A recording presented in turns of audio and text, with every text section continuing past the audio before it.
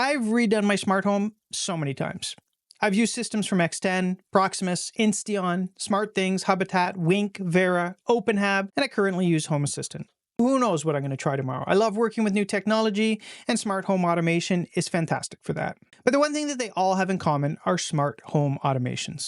So today, I want to share with you the top 5 automations that, well, I just can't live without, no matter what system.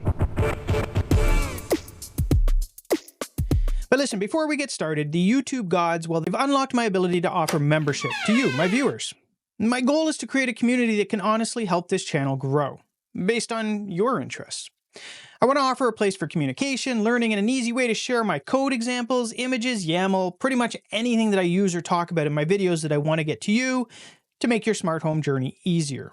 And also, membership gets you early access to videos, and well, we'll just grow that from there.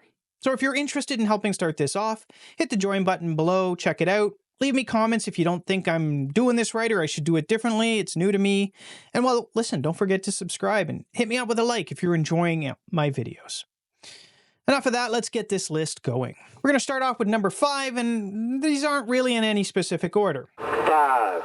In my office here, I've created a fairly simple automation that announces the hour. The time is now 2 p.m. This might seem basic, but it helps keep my days on track. And this simple message every hour on the hour makes sure I don't get caught up on one thing and end up missing meetings or other tasks by losing track of time. I'll tell you, it saved me on more than one occasion.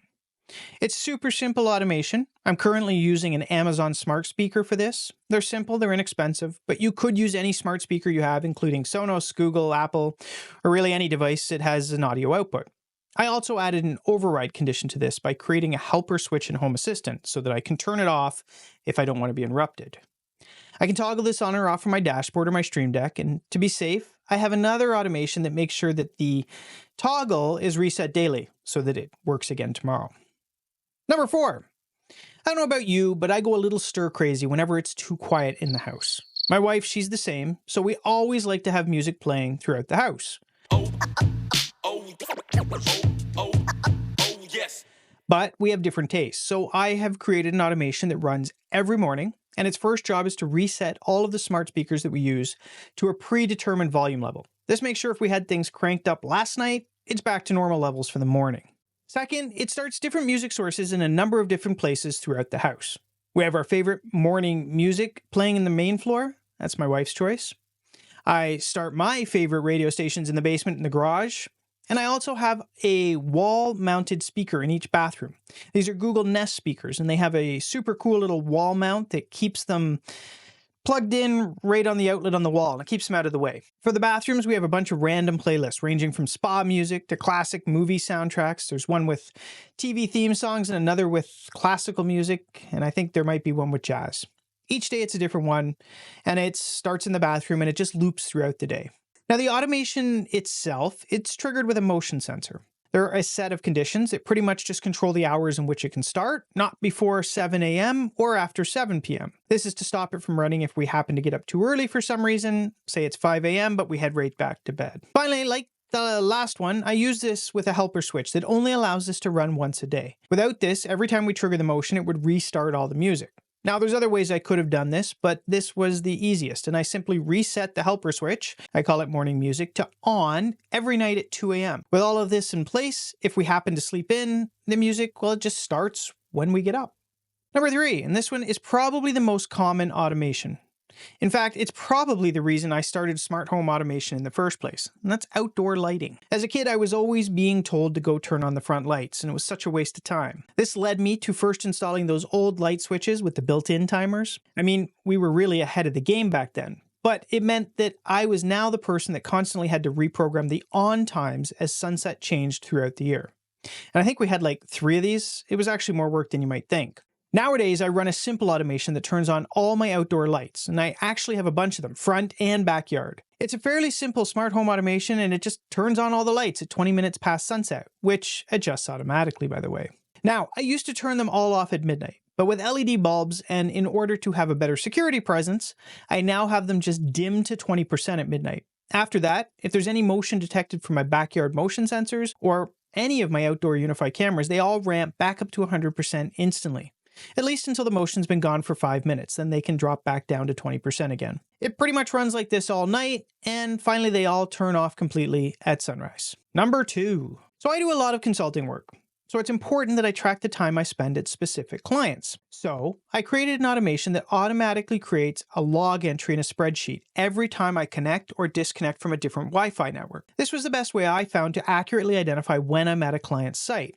Now, at one point I used to use GPS, but because I have multiple clients in the same downtown office tower, it got confused pretty easily. I found that by using the SSID, the wireless network name, it was much more accurate, even in the same office tower. My phone, it only ever connects to a client's Wi-Fi if I'm on their floor. This was simple to set up using the Home Assistant companion app on my phone and the Google Spreadsheet integration to Home Assistant, which writes a timestamp when I connect and disconnects with each client. It's a super easy way to identify when and for how long I'm at that site. All right, number 1. So if you remember earlier, I told you how we turn the music on in the house every day. The final automation that I'll share helps adjust everything when we watch TV. So it's triggered, of course, when we turn the TV on. First thing it does, it mutes the speakers that are in the same room as the TV. It also turns on our TV color matching backlights. These are great. If you've never seen them, you stick them to the back of your TV and they match the colors on your TV screen.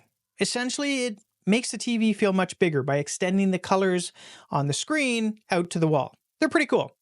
Links down below if you're interested. Next thing it does is dim a number of the mood light strips that we have installed throughout the room, and it also turns off the main room lights if they happen to be on, but only if we're all sitting on the couch. You can tell this by using the Aquarium M-Wave presence sensor, and it's not always 100% perfect, but it's pretty good. Finally, it lowers the volume of some of the other nearby speakers in the other rooms. Basically, it's just setting us up for movie night. Now, the cool thing about this is that when we turn the TV off, depending on the time of day, the music, it all resumes back to where it was before.